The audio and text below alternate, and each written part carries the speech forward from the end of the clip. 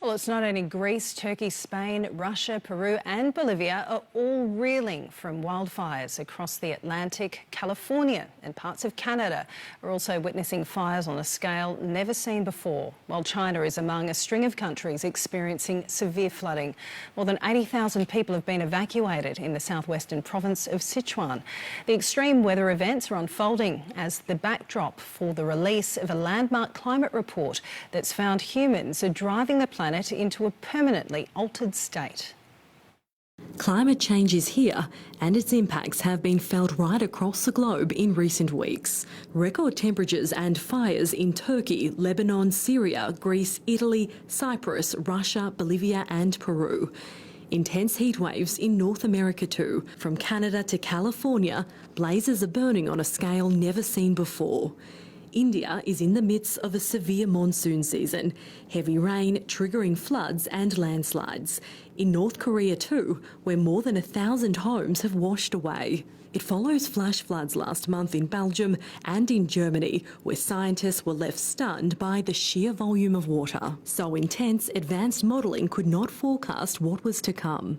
Dire predictions by climate scientists proving devastatingly accurate. The human influence of such crises unequivocal, according to the largest and most extensive report by the Intergovernmental Panel on Climate Change. This report is just the latest one to tell us that the human race is interfering with the climate system to the extent that our very life support system on this planet is being threatened.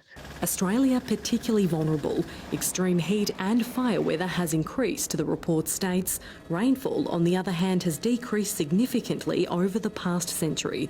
Droughts are becoming more prominent. It's very obvious that us in Australia in agriculture are going to be at the forefront of impacts, and we're feeling it already. The droughts are getting longer and hotter and drier. The report notes that sea levels in Australia have risen at a rate higher than the global average. Shorelines are already retreating and increased coastal flooding is expected over the coming decades. The Torres Strait Islands, already under threat, are at risk of disappearing entirely. Report, I think it just confirms all of our stories. Our land is getting taken away, it's being eroded away, and we see it ourselves at the front line here. The goal of the 2015 Paris Agreement, where governments including Australia agreed to limit warming to 1.5 degrees Celsius, moving further out of reach.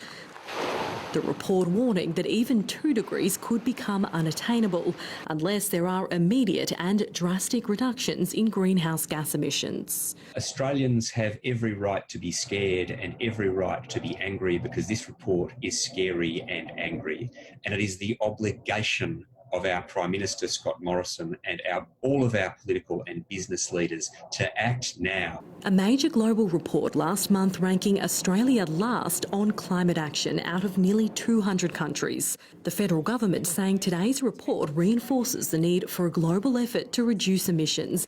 The Prime Minister. Mr Speaker, the government is seeking to achieve net zero emissions as soon as possible. But with the country well behind other developed nations and Australia one of the world's biggest carbon emitters on a per capita basis, there's a long way to go. Abby O'Brien, SBS World News.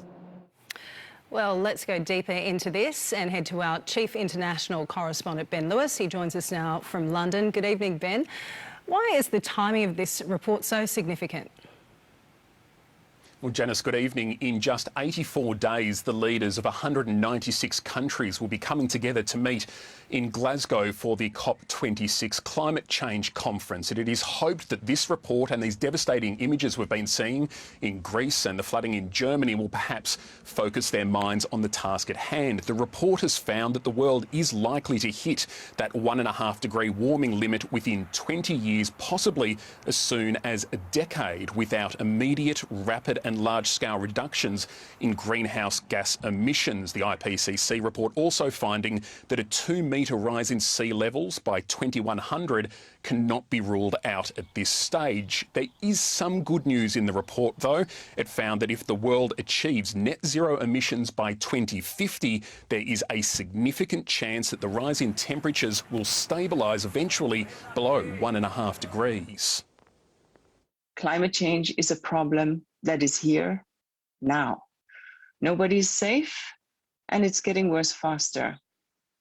We must treat climate change as an immediate threat, just as we must treat the connected crisis of nature and biodiversity loss and pollution and waste as immediate threats. We can't undo the mistakes of the past, but this generation of political and business leaders, this generation of conscious citizens can make things right.